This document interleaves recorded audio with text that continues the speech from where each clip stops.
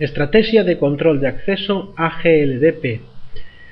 Ben, neste vídeo o que vou intentar é tratar de explicar dun xeito práctico en que consiste a estrategia AGLDP para o control de acceso aos recursos do sistema informático. Primeiro veremos cales son os actores de AGLDP, é dicir, os elementos principais, que serán contas de usuario, grupos globais de seguridade, grupos de seguridade locais de dominio e os permisos. Despois un pequeno apuntamento sobre o esquema global de deseño dunha estrategia AGLDP. Ben, os actores de AGLDP. Primeiro, as contas do usuario. Abrimos a consola de administración de usuarios e equipos do directorio activo. A se refire a contas do usuario, que estarían, por exemplo, aquí, creadas por nós. Contas do usuario tamén son administrador, esta, onde aparece unha cabeciña, pois unha testa, son nomes do usuario. Grupos. Ben, o seguinte elemento serían grupos globais. Grupos globais temos os que nos creamos. Temos aquí estes grupos globais, como se pode apreciar aquí, global. Despois tamén hai grupos globais predefinidos, é dicir, que crea o propio sistema a instalarse. Administradores do dominio, moi importante, usuarios do dominio, invitados do dominio, equipos do dominio, propietarios. Todos estes grupos teñen configurados ou preconfigurados ou predeterminados, cando se instala o sistema, unha serie de privilexios. Por exemplo, por poner un exemplo, para ver esos privilexios abrimos a consola de directivas do dominio. Por exemplo, teríamos que ir ao contenedor do dominio, propiedades, directiva de grupo por defecto, modificar. Isto o que fai é abrir a consola de editor de objetos de directiva de grupo. Ben, configuración de Windows, configuración de seguridade, directivas locais, asignación de derechos do usuario. Ben, aquí temos toda unha serie de privilexios ou dereitos: depurar programas, forzar apagado, desde o sistema remoto, xerar auditorías de seguridade, habilitar cuentas, tal. Ben, imos a mirar aquí como están determinadas.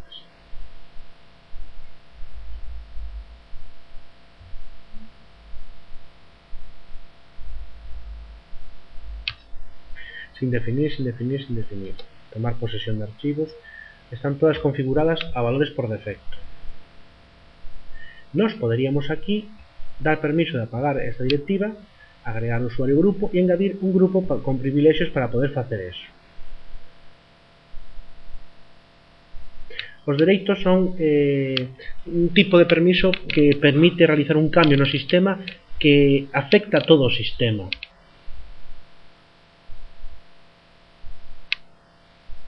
Hai toda unha serie de elementos adicionais, aquí non está definida, directiva de auditoría. Ben, estos serían do dominio, pero tamén podemos ir a directiva, as ferramentas administrativas, directiva de seguridade do controlador de dominio. Abrimos a configuración de seguridade, directivas locales, asignación de derechos de usuarios, e vemos aquí outra vez unha listaxe igual que anteriormente, pero neste caso xa teñe asignados unha serie de usuarios que tienen esos privilexios. Por exemplo, apagar o sistema. ¿Quiénes poden apagar o sistema? Os administradores. Neste caso estamos a falar do controlador de dominio. Quen podería apagar o controlador de dominio? Administradores, operadores de copia, operadores de servidores. Pero, é dicir, que estos grupos que podemos atopar na consola usuarios e equipos do directorio activo, users, ven aquí no contedor de integrado, se suele traducir built-in como integrado. Temos unha serie de grupos, neste caso son de dominio local, administradores, operadores de cuenta, operadores de impresión, de servidor, que estos grupos xa están engadidos en certos elementos do sistema configurados para ter toda unha serie de privilexios especiais. Xa están diseñados así desde que se crea o sistema operativo e se instala. É Microsoft quen diseñou esta estrategia. É dicir, que un grupo non é simplemente aquí un elemento que permite meter cousas dentro, cuentas de usuario, sino que tamén está moitas veces integrado no sistema para que tan pronto ti engades como administrador unha conta de usuario, a veces o aniñas un grupo nese grupo, pois automáticamente ten toda unha serie de privilexios concedidos no sistema e podería desenvolver certas tarefas que de outro xeito non pode. Ben, así que xa temos visto que son as contas, grupos, poden ser globales ou locales de dominio. Grupos globales, xa se ve aquí grupo local, usuario, global, local de dominio. Os grupos universales non os imos tocar porque solamente serían relevantes en directorios activos moi grandes con varios dominios en bosques. Ben, por último, outro dos elementos da estrategia GLDAP serían os permisos. Ben, os permisos son precisamente os elementos onde controlamos o acceso aos recursos. Por exemplo, a filosofía é a seguinte: todo elemento do sistema ten asociada ou ligada unha lista de control de acceso. Imos a ver, por exemplo, este é un volumen de tipo NTFS. Ben, cada unha dos elementos, cada obxeto deste volumen, como poden ser cartafoles ou ficheiros, ten asociada en propiedades, podemos verla e editarla, unha lista de control de acceso, onde aparecen listados unha serie de identificadores del sistema que poden ser contas de grupo de usuario, e para cada un dos elementos que aparecen nesta lista aparecen que permisos ten concedidos ou denegados. Aí está. Incluso hai permisos máis avanzados. Modificar, podríamos ver aquí permisos, unha listaxe máis fina de permisos.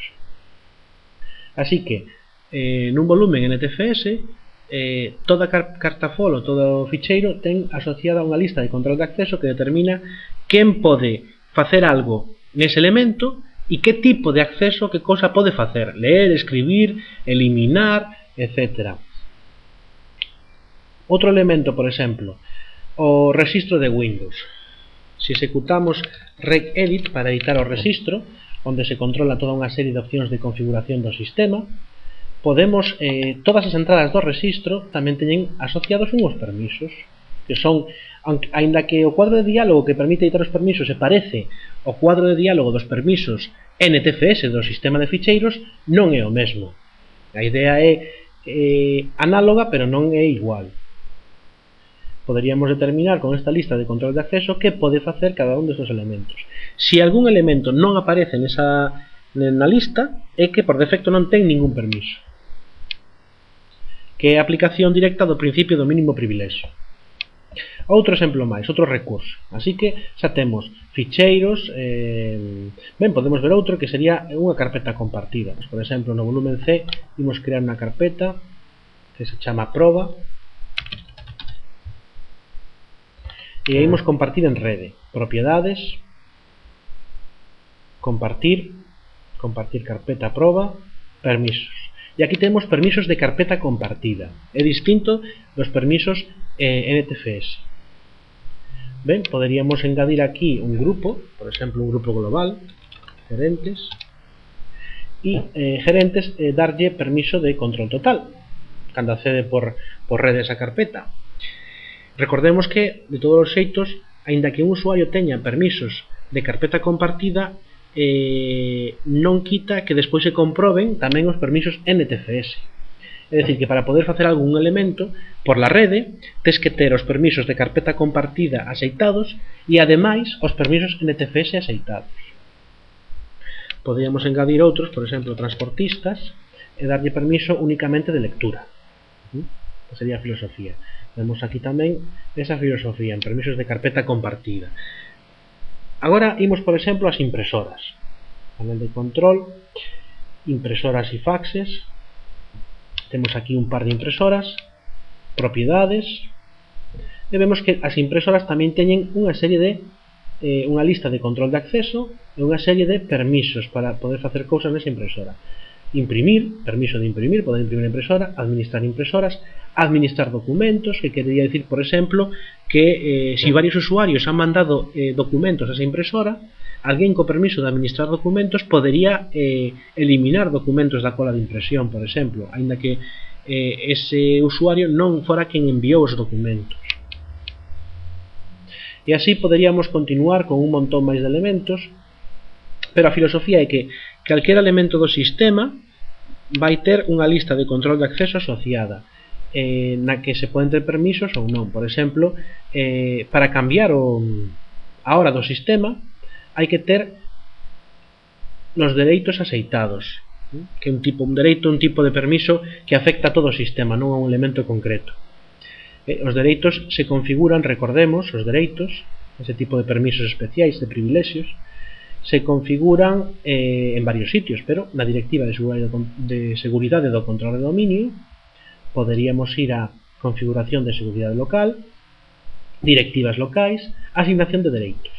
E aquí podemos configurar toda unha serie tamén de permisos especiais, permisos que afectan realmente se chaman privilexios porque afectan o dereitos porque afectan ao sistema globalmente, non a un elemento concreto, a un ficheiro, a un cartafol, a unha carpeta compartida, a unha clave do rexistro, sino que é un cambio que afecta ao sistema globalmente.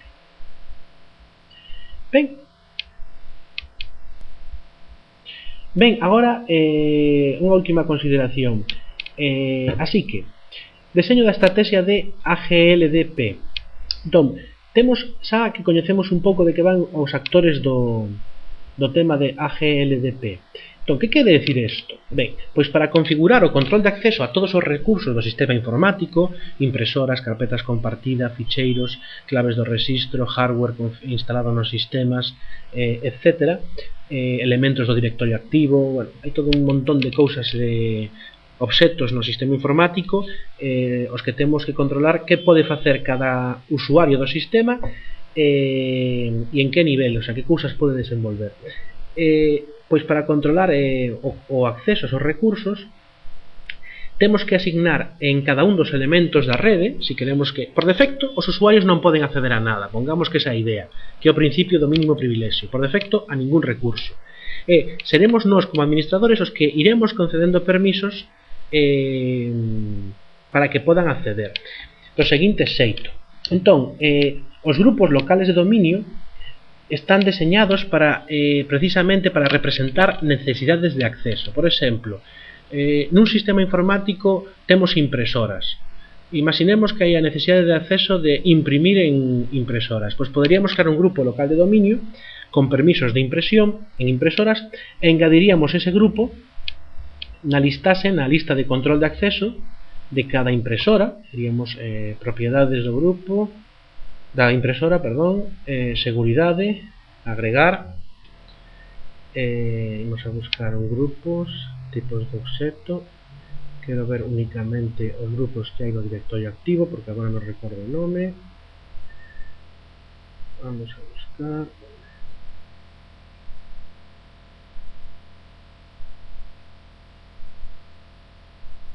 administran impresoras,